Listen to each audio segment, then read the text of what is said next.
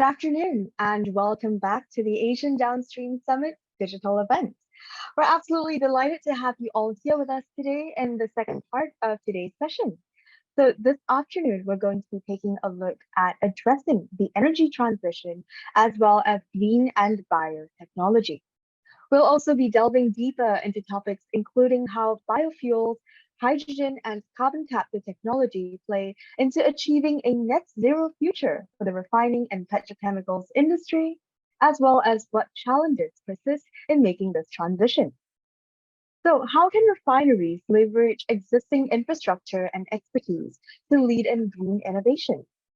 We'll be examining these themes today with a panel discussion led by Dr. Farhana Anwar, Principal Consulting for Asia and the Middle East at Argus Media. She'll be moderating the session today. I'd like to invite Dr. Farhana to turn on your camera and microphone, please. Hello, Dr. Farhana. Good to see you. Hi, Natalie. It's a pleasure of mine being here today. So for our attendees, just like this morning, you may feel free to ask questions by typing into the chat box at the bottom of your screen. There'll be a live Q&A session after the initial discussion, so feel free to ask away. Without further ado, I'll hand the time over to Dr. Farhana to introduce our panelists and start the session proper. Thank you, Natalie. Hello, everyone. My name is Farhana, and I'm the Principal Consultant from Argus Media. I am based in Singapore, where I lead a team of consultants, where we oversee the hydrogen and future energy space. So when I was asked to be the moderator for this session, I immediately agreed for two key reasons. One being that the topic for this session is something which I've been working on, and it's really, really exciting times. And the other really is to have this wonderful opportunity to get insights from our two esteemed speakers for today. Now, both of my speakers do not need any introduction, as they are already highly regarded in the oil and gas and energy domain. Today with us, my first speaker is Dr. Puranda, who is the Head of Innovation in Nayara Energy. Please welcome Dr. Puranda. Can you turn on your video for us? Now, Dr. Puranda, in his illustrious career, hi, Dr. Puranda. Yeah, so good to meet you all. It's a pleasure. Thank you so much. Now, Dr. Puranda has been busy in his illustrious career. He has led in technology and innovation, where he has guided and shaped new business opportunities. He's also a lifetime fellow of LEED Rockefeller Foundation in US and the recipient of coveted Distinguished Alumni Award, the Indian Institute of Science, Bangalore. Today with me, I also have my second speaker, who also needs no introduction. He is Mr. Tanga Pandyan, who is the advisor of SR Oil UK. Hi, Mr. Tanga. Hi, Farhan. How are you? I'm good. Now, Mr. Tanga, who was previously the CEO of SR Oil UK, is an oil and gas professional with around 40 years of experience. He was involved in the transformation process of SR Oil UK into a futuristic energy asset. Now, Mr. Tanga also worked at SR Oil Limited India as the CEO. He also established Petrofina in India and was part of the team that launched Gulf Oil in India post opening up of the market. Thank you both, Dr. Puranda and Mr. Tanga, for joining us this afternoon. Now, for the benefit of our conference attendees who just joined in, this roundtable session will be looking at how green or clean technology can help in the energy transition in the oil and gas industry. So without much further ado, and to help kick off our discussion with our speakers, I would like to first set a context as to where we are today in terms of the energy transition before I turn to my speakers to also share their thoughts. Now, we know that in the past 5 years, we have seen so much changes, significant ones, in the industry as companies have responded to the growing demand for low carbon energy and the urgent need to address climate change. And in more recent years, we have seen this major shift in the industry towards sustainability and decarbonization. Now, oil and gas companies have recognized the need to transition, and they have already begun investing in low carbon technologies, shifting their business models to reflect this new reality. One of the key drivers of this shift has been the growing demand from consumers, governments, and also investors for more sustainable energy options. Now, in response, the companies have begun to invest in renewable energy sources, such as wind and solar power, as well as low carbon technologies like hydrogen, biofuels, and CCUS. Now, however, while the industry has made significant progress in recent years, there's still much work to be done, And the transition towards a more sustainable future will be complex and challenging. And this will require ongoing innovation, collaboration, and investment. It will also require a shift in mindset from a focus on short-term gains to a more long-term perspective.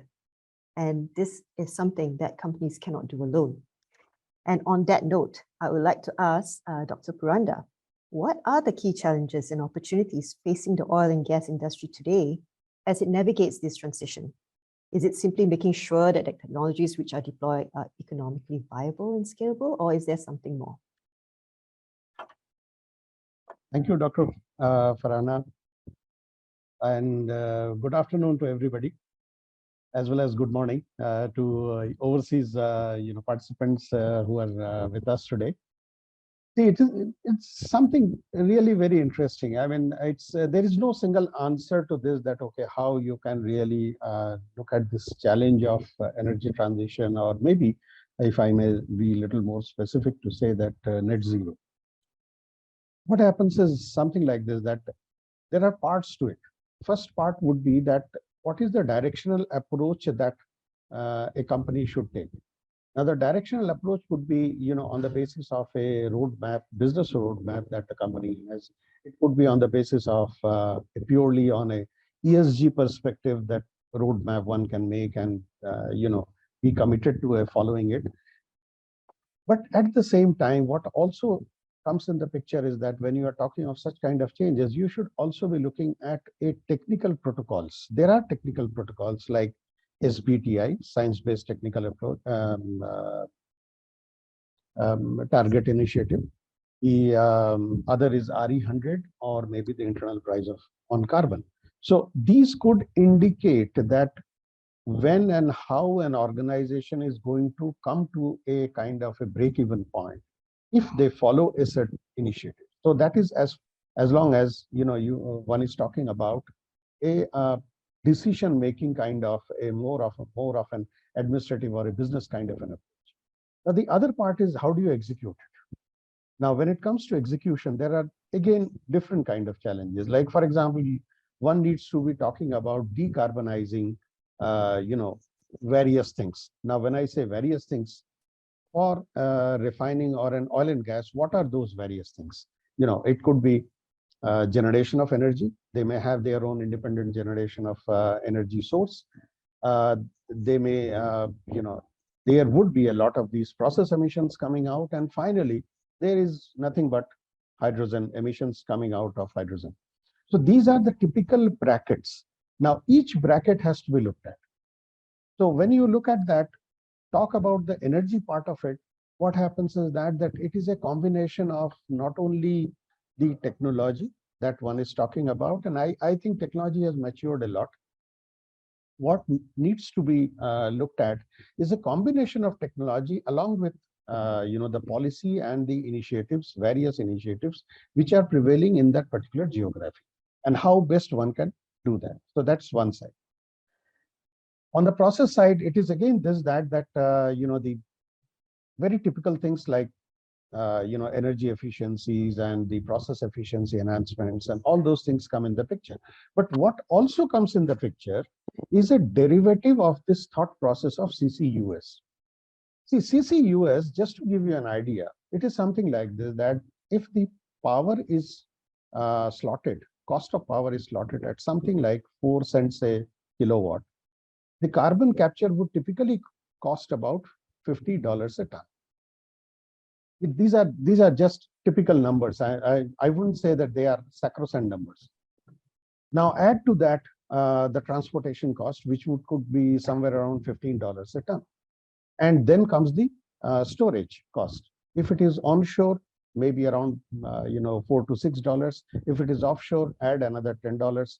So roughly we are talking of a number which is closer to $80 a ton, which is where the EU has proposed the cost of carbon. So what happens is that it just breaks even. Now, this is one scenario which everybody is talking about, but I will give you another scenario. Age-old technology of making urea, how it is done. Fossil fuel is burned to generate CO2. That CO2 is captured and ammonia is made. And it's a combination of CO2 and ammonia. The process is well known, 60-year-old process. Now just think of it, that instead of doing the carbon capture for the purpose of sequestration, wherein it requires enormous amount of purity, if we capture CO2 for the purpose of making something like urea or a chemical, it is far cheaper. So you are not going to be talking about $50 a ton. You are going to be talking about something which is very doable, something which is very, very sensible. And you are capturing CO2. What happens under these circumstances? You are not doing CCUS. You are only stopping at CCU. And in the process of CCU, what you are doing is you are creating a differential between using a fossil-based urea as against a fossil-free urea, where the CO2 comes from the capture and the hydrogen probably is a green hydrogen. Now, this is what I call as different way of thinking, and lot of that can be done because when we are talking of challenges of net zero or energy transition, it is basically into two divides. One happens to be related to electricity, other happens to be related to chemical engineering. Both have solutions and we need to consider all. So it's a combination of technology, it's a combination of what is called the regulation. It is also a combination of hunting, scouting for sensible approaches which can give us this. Thank you, Dr. Puranda. I think that was really very insightful. And on your point about it's not just about technology, combines regulation and a different way of thinking. I thought that was really rather interesting. And on that note, I would like now to turn to Mr. Tanga to get his views, because we've heard a lot about carbon markets, right? The discussion surrounding it as a way to provide a way to help companies offset their emissions while they work towards transitioning towards low carbon technologies. Now, in your experience, can carbon markets be a silver bullet solution for companies, at least to address their short-term challenges? Or should companies see it more as a part of a broader set of solutions that can include things like investment in such low carbon technologies that was discussed by Dr. Puranda?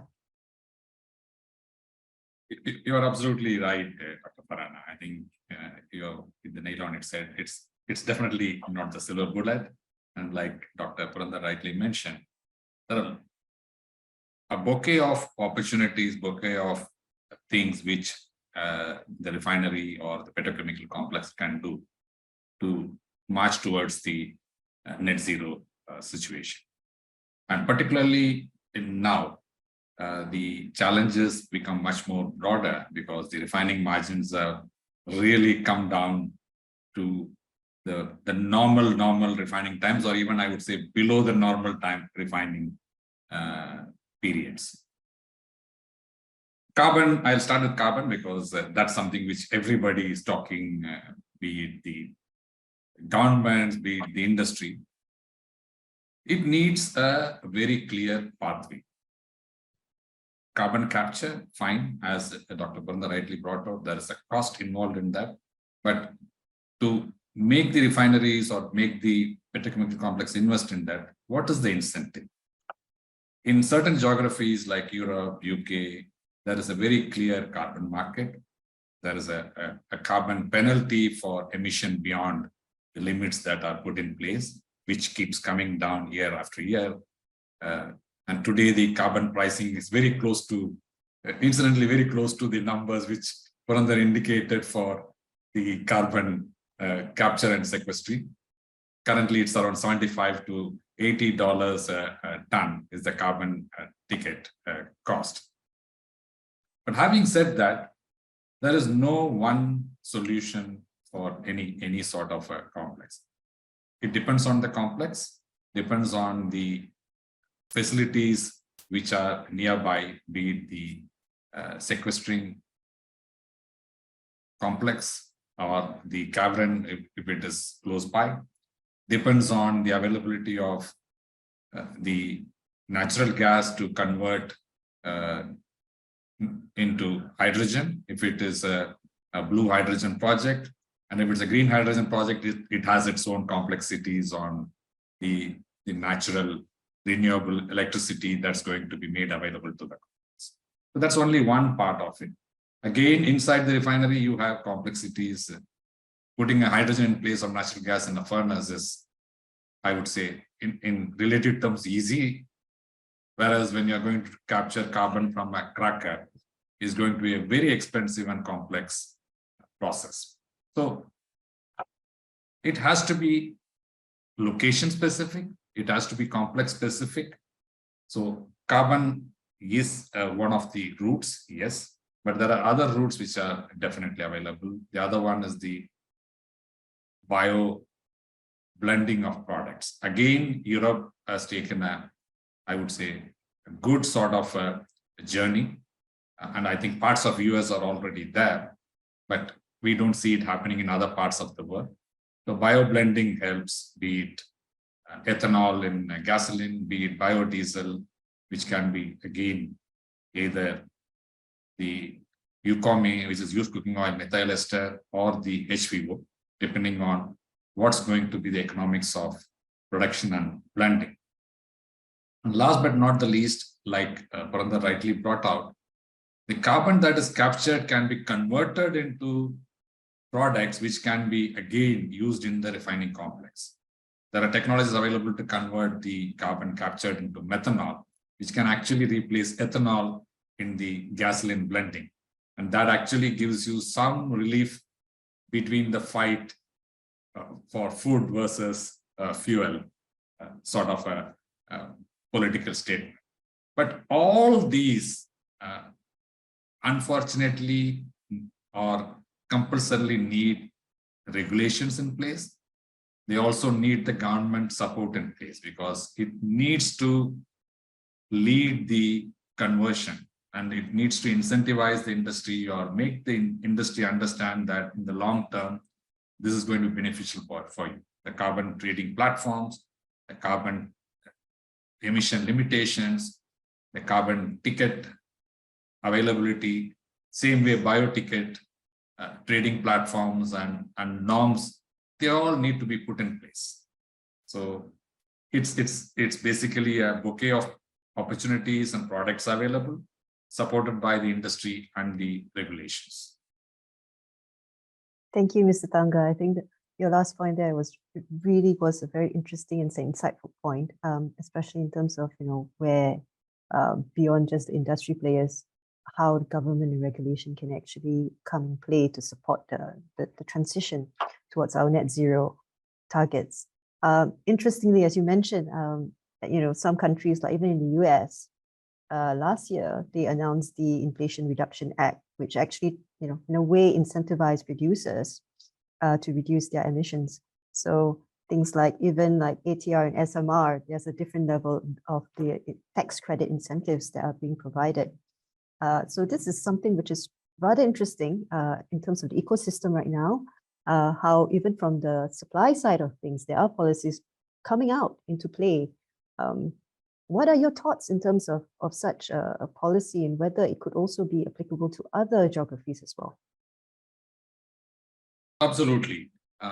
It actually, when these policies come into play, initially they may look a bit, if I can use the word, cumbersome and complex, but as you start progressing, you will find that it actually gives a tremendous amount of incentive for implementing this. Easy examples for me is the compulsory blending of biocomponents and transportation fuels in Europe and UK. As we speak, it has moved from 7.5 to 12+% of biocomponents, which need to be there in transportation fuels. And thanks to these policies, you will find today, UCOME gets you a tremendous premium, not only for the producers, but even for the marketeers of UCOME. HVO has still not taken much of a, if I can use the word, strong roots, excepting in the Scandinavian countries.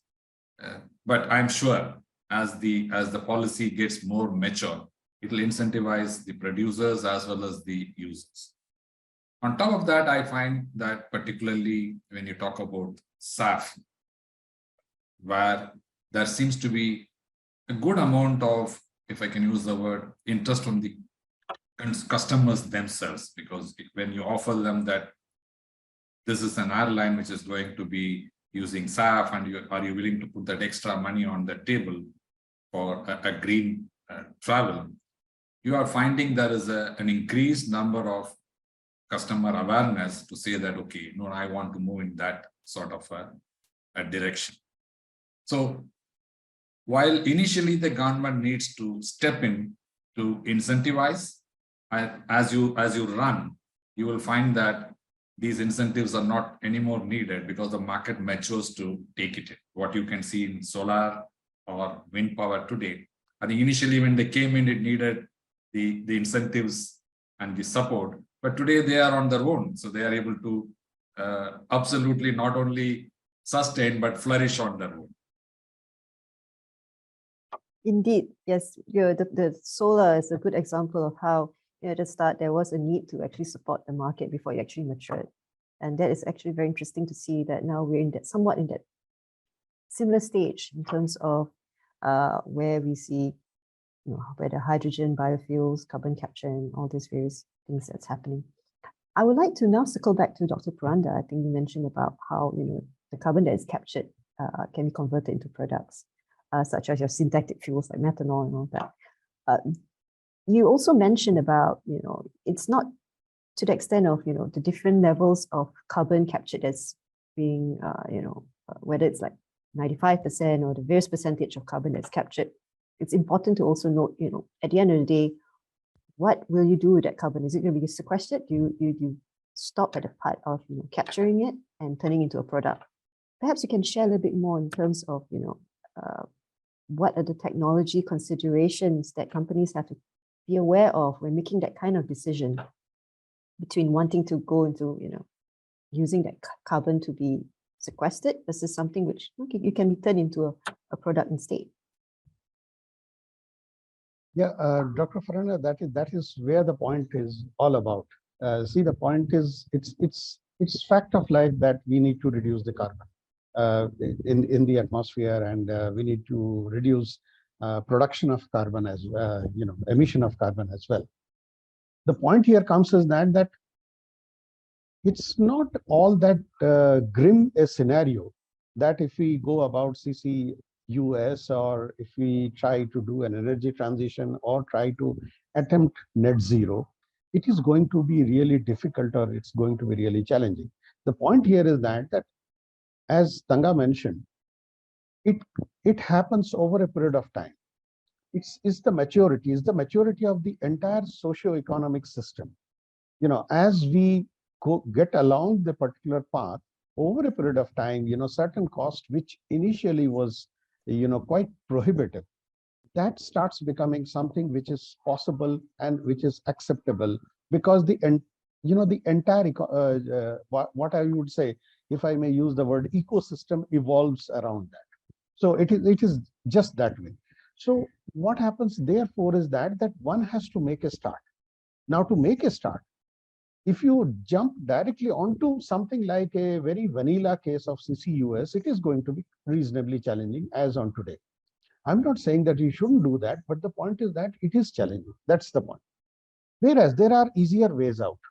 So say, for example, one can capture CO2, convert that CO2 into ethanol, and chemistry says that once you have ethanol, you can either use it for blending with gasoline, that is the straightforward application. You can also convert ethanol into a host of chemicals. So it is just a starting point. So you can get away with using fossil fuel, instead use ethanol and get to chemicals. Now it's a different discussion wherein one has to sit down that what is the quantity of ethanol that is needed. If you are talking of bioethanol, is there a food versus fuel issue and those kind of things that has to be looked at. But what is the problem if you are just capturing CO2? There is no problem. And some of these things are actually on the current terms, they would either break even or they would still be sensible business options that a refiner can go for. So that being the case, what happens is that instead of doing CCUS, you go with the CCU route. And remember, to the extent that you have recycled CO2, you are actually removing that much of CO2 generation and additional. So you are actually helping. So it's not that in true sense that you are not helping. So that's one side. The other side is that, like, for example, there is so much of, there is this talk about the circular economy. I mean, so much of plastic waste all around the world, right? Now, the point here is what? Point here is that this plastic, if you try to achieve a end product with it, then it is something that one needs to really be conscious about the technology part of it. It's various nuances. Can it be implemented? Can it be done? I mean, of course it can be done, but at what cost, and all sorts of things will come in. But on the other hand, if you just convert the waste plastic into a refinery intermediate, it can just go along with the your normal crude. It just gets processed. Now just imagine that you are able to, with some very fantastic implementation, something like 10% of crude you have replaced. Wow, you have done a fantastic contribution to the planet. Now these are things that can very well be done. Come to renewable technologies. Renewable, as Tanga mentioned, it is solar as on today is absolutely viable. The issue comes is that the solar is intermittent, and so is the other technologies also. But then very interesting power management setups are available today. So one can think of a hybrid plant. One can think of some rudimentary technologies which has very effective implications, which is like potential storage. Just create a water storage at two different height levels and use the cheaper renewable energy to lift the water and then regenerate that potential difference to create energy at a time when renewable is not available. Very effectively, such plants are in operation. So the point here comes is, and it gives you a RTC, that is around the clock capacity of closer to about 85%. So the point is that means 85% of the time in a day you can get renewable energy. That is fantastic. So there are these kind of options which are available on the technology side. What happens is there is no unique option. What works for, let's say, the refinery that Tangapandi and my friend is talking about will not work for the refinery that I work for. Okay, so, and this is going to be the case everywhere. So there are a host of solutions, there are a host of approaches. I am so happy to see that if you look at the globally, almost every government is conscious about it, and they are talking about it at different degrees. So it can be done. It is very much feasible. Net zero is achievable. Energy transition is absolutely achievable. That's the message I would like to once again pitch on. Thank you, Dr. Puranda. I think we've come to the point where we would like to open up the session to Q&A for our participants that join us for the webinar call today. So please feel free to put in your questions in the chat box, and I will read them to our speakers as they come along.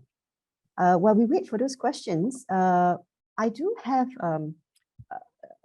a follow-on question regarding this discussion in terms of some of these new projects that's coming up, where they're producing future fuels that are like blue ammonia, and a lot of projects has been announced last year, but there's always this uncertainty in terms of the offtakes. Now, for companies, how much of ensuring that you have an offtake agreement in place would help in terms of making sure that some of these projects actually see the light of day? Do you think this is something that is a challenge, or in actuality, there's a lot of already demand and off-takers that's just waiting for such products to come online? I mean, this question can go out to both Dr. Puranda and also Mr. Tanga.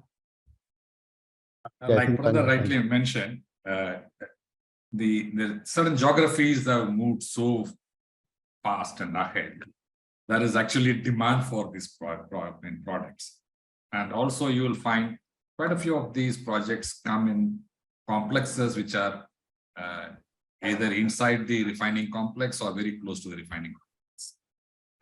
Just to give you easy examples, most of the so-called biodiesel plants, which are basically the UCOME, and then using the leftover bioproducts, they're all, you will find either at the gate of the refining complex or inside the refining complex themselves. I know 3 or 4 projects which are coming up in UK. They're all inside the refining complex. There is one called Fulcrum, which is coming up at Stanlow, where SR has its refinery. Basically, Fulcrum's feedstock is the municipal waste of the cities of Liverpool and Manchester.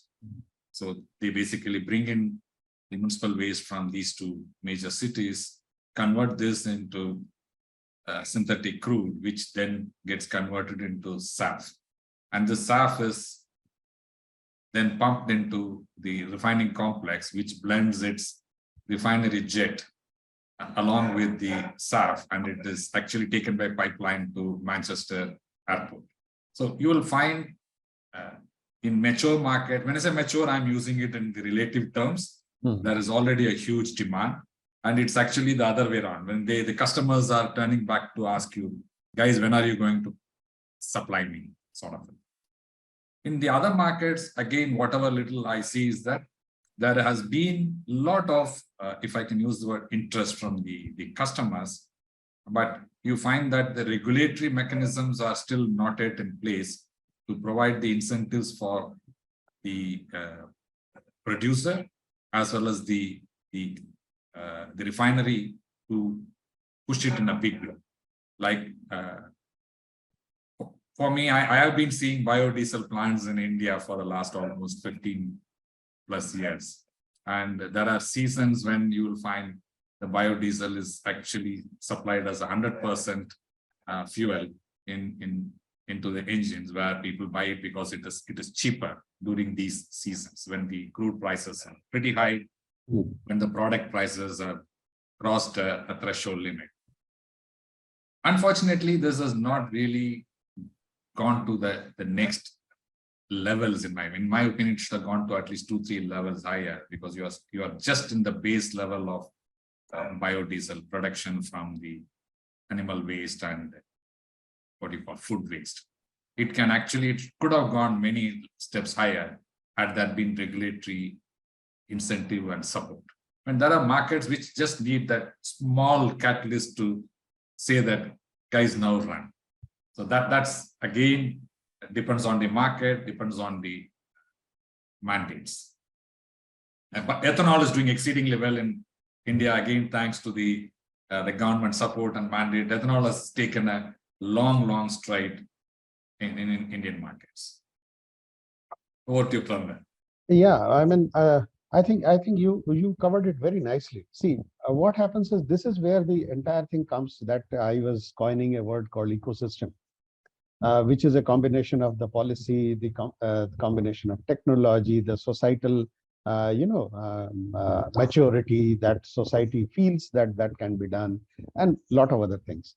So this is I'll just give you an example. Like if in a particular geography, especially the kind of geography that we are in India, if we wish to, let's say, set up a waste plastic to some kind of an end product kind of plant, what is the issue? For example, I can tell you right away about half a dozen technologies which are very viable. So it is not about the issue of technology. It is essentially issue of collecting the waste plastic, segregating that to different categories, and getting it delivered at the plant so that it can, the entire system works at a sensible, economics, or at some level of, essence of business into the entire thing. So it is more of a management problem. So, or maybe putting a system together rather than talking about technology or talking about what is the end use of that. That means the end use exists, technology exists. We are challenged to create a system. Say, for example, the refiners make fuels, and the there can be blended fuel, like as Thangapandian mentioned, on the the methanol blends with gasoline, and vis-a-vis ethanol blends with gasoline. All that can be done, and interestingly, many countries, including India, has standards for methanol blend. But it's not about the standard alone. It's not about the policy alone. Government has done its bit. What is needed is there should be engines which should accept the methanol blends. You will be surprised to know that the change that it requires to in the engine to accept the methanol blend is minuscule. However, there has to be a concerted effort to do that. Once it is done at the OEM level, that is the manufacturers of cars and automobiles, then the demand comes, and then probably the oil and gas companies can start doing that. So the question is, who comes first? Should oil and gas companies start offering a methanol blend at their retail outlets and expect somebody to pick up that? No, that's not going to happen because there are no cars. I cannot put it in my car. So it's just not possible. So demand doesn't exist. Now, is there a government policy required? Yes, the government policy is already there in place. So it is a concerted effort.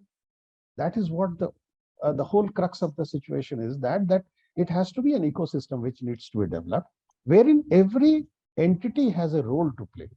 It is the society, it is the refiners, it is the government, and wherever that has happened, like as Tanga mentioned, in certain geographies, it has thrived.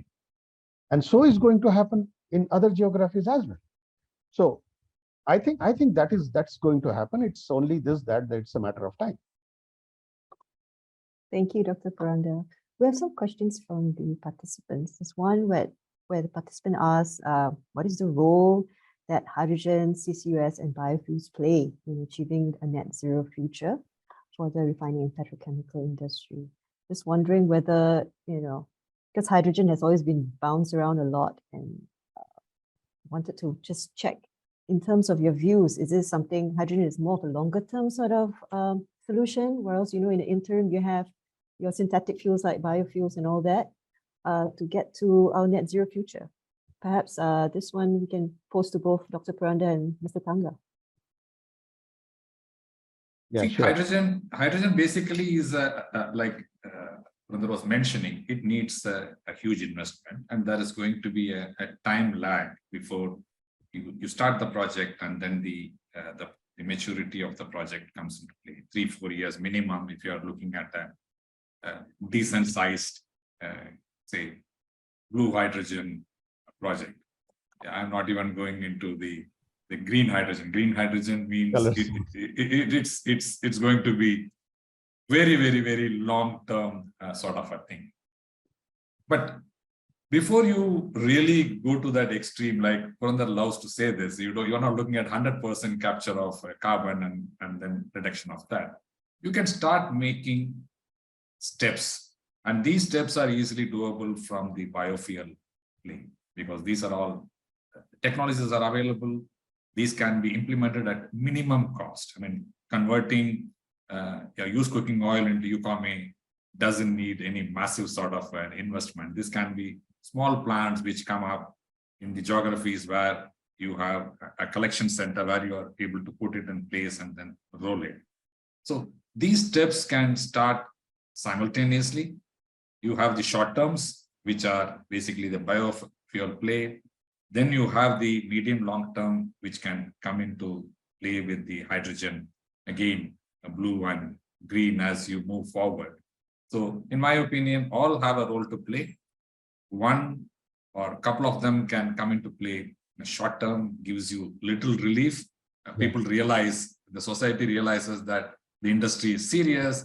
We are moving in the right direction, and giving the confidence that the results are coming out. I think one of the things which we have missed out here is the gas angle, because that it's a big subject by itself. I'm not even getting that. But at least when you start moving in that direction, everybody understands the industry is serious about it. Then when the hydrogen story starts coming into play, then you are getting into a much bigger scale footprint reduction of carbon.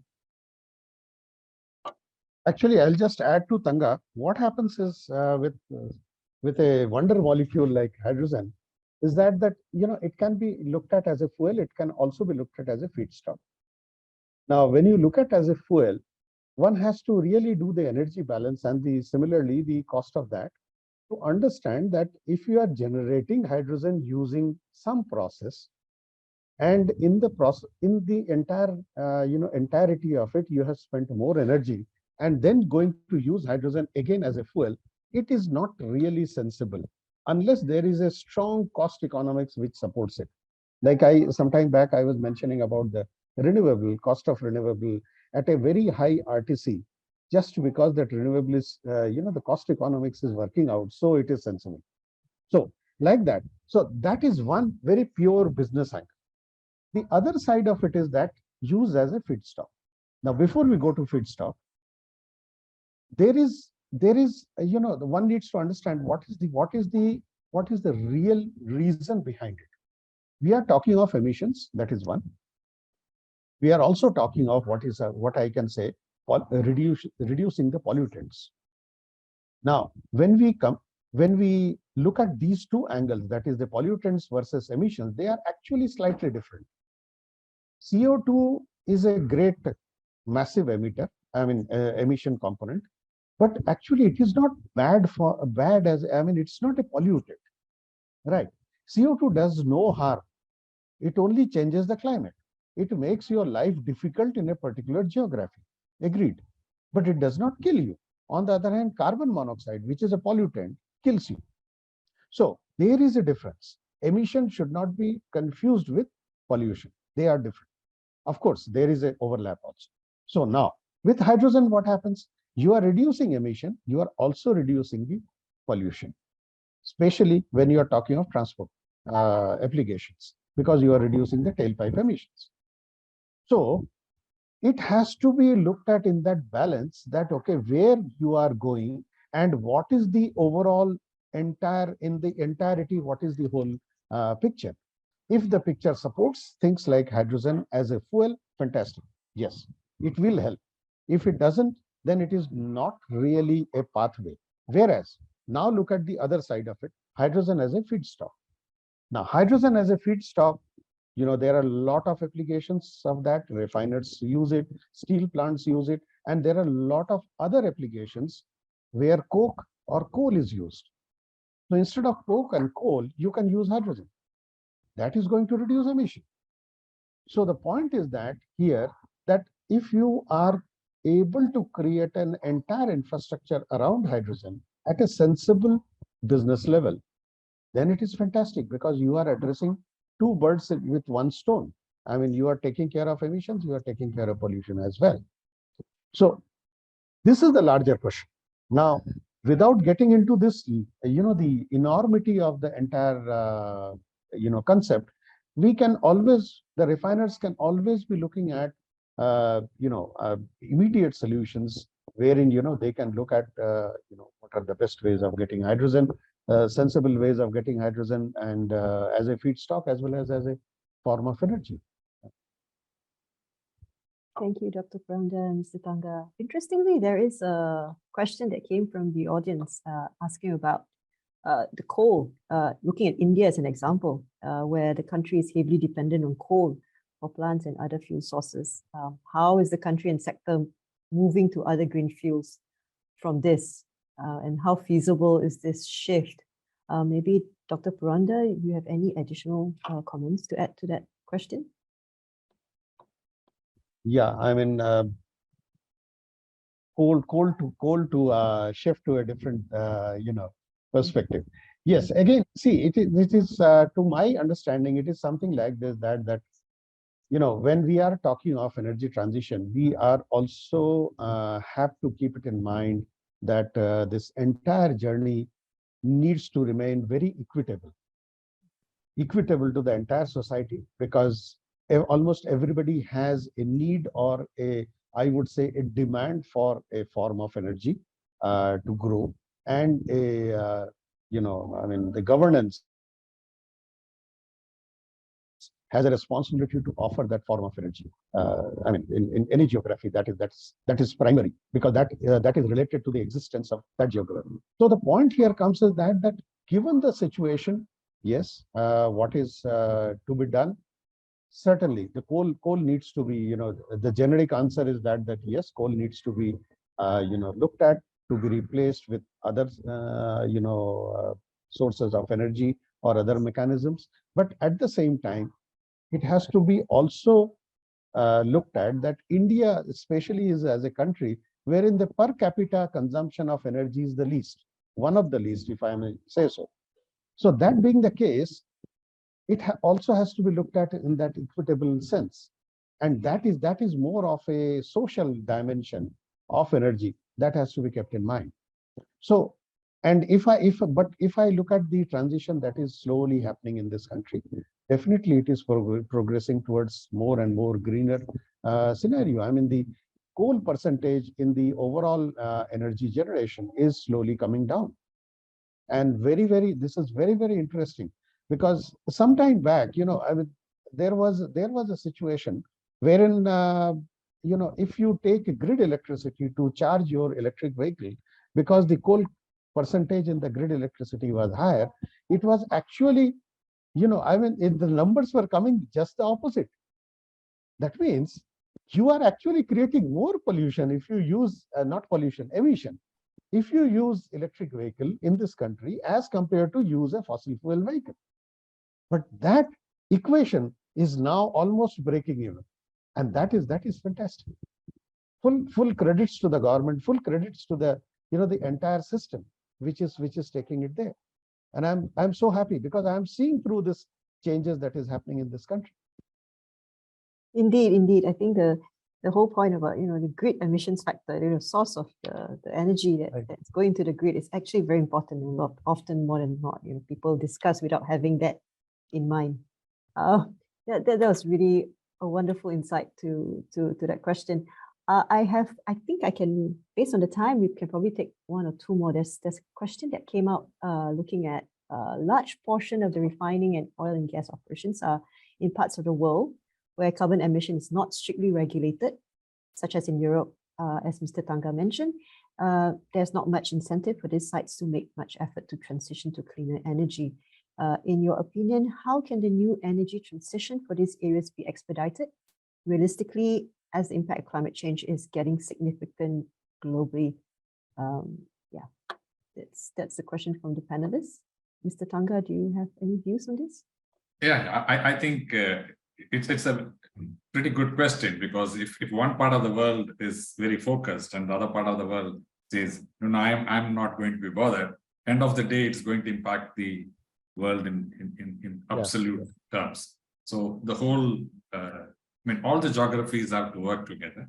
I think one of the things which can actually, if I can use the word, push the other geographies in looking at it very seriously is the carbon tax, which is being now pushed very strongly by the European Union. This has been in discussion for a very, very long time. And now it looks like it's going to be implemented in the next few months to come. That will be one of the steps in the right direction, because everybody across the world have to move in the same sort of a path. This has been discussed for the last 3-4 years, and Europe, for obvious reasons, was little reluctant in pushing it and putting in place. Now I think they've realized they have no choice but to do that.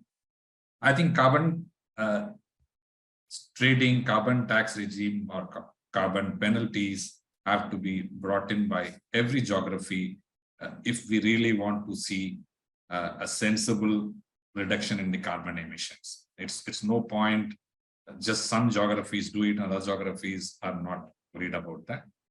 Maybe taking the economics into play, I think the developed countries have to come into, if I can use the word, incentivize the developing countries or the underdeveloped countries to move towards this, because without that, one small part of the world changing doesn't help.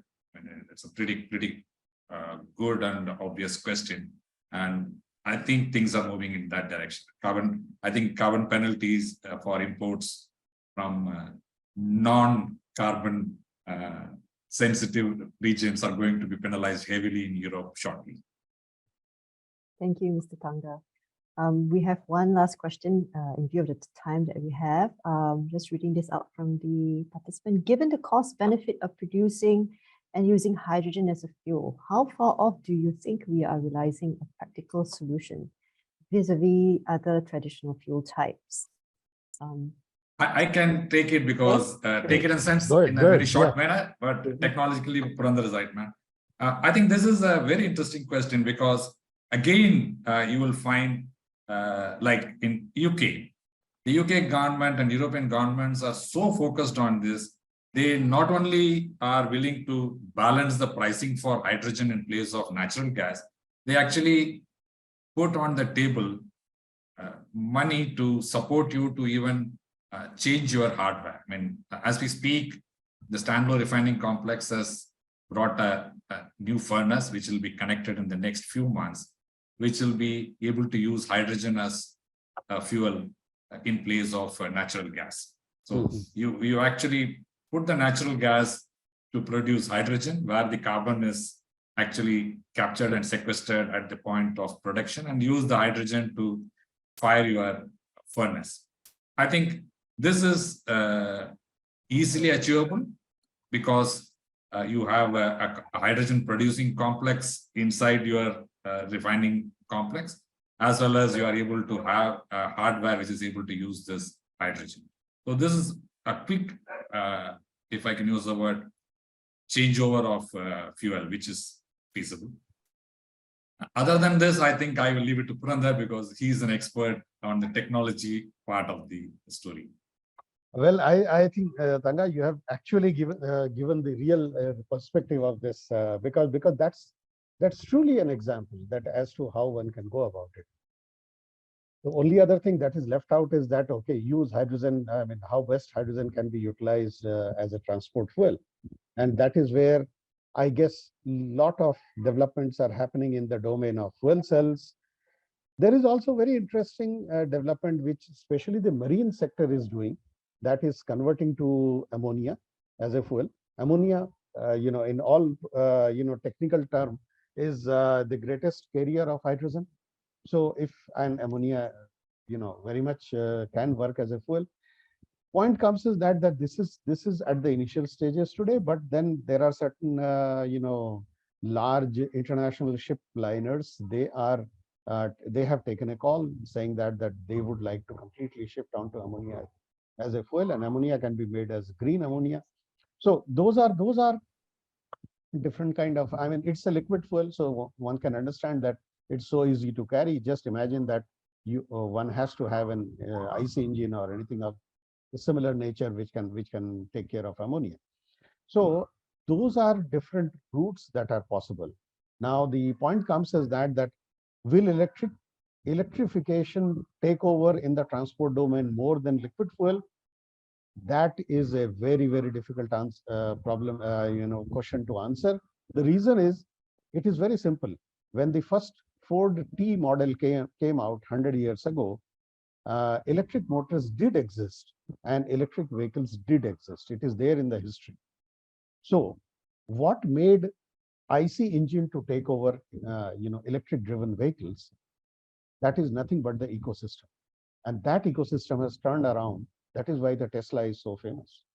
So the whole point is that how now the change will be, that's very difficult to say. But there are options both for the liquid fuels at the same time for electric. So that's how the hydrogen can play a role. Yeah. Thank you, Dr. Purandar. On that point, does it mean that if you want to produce hydrogen, you should consume it on site, or at least domestically within the facility that is producing it, and then look at other forms of hydrogen carrier like ammonia to actually transport it further out? And then in that way, it makes, the cost benefit of producing whichever fuel actually makes sense. Yeah, true. It's absolutely so. I think we're running out of time. There are a lot of questions out there, but we're happy to take them offline and pass it on to our speakers. But maybe as a closing, I'll just quickly wrap up what we've discussed so far. There's been a lot of discussion in terms of, the technology is actually mature, right? But you need more than that. It's about, making sure that the ecosystem is ready, and that's what Dr. Puranda shared, and as well Mr. Tanga.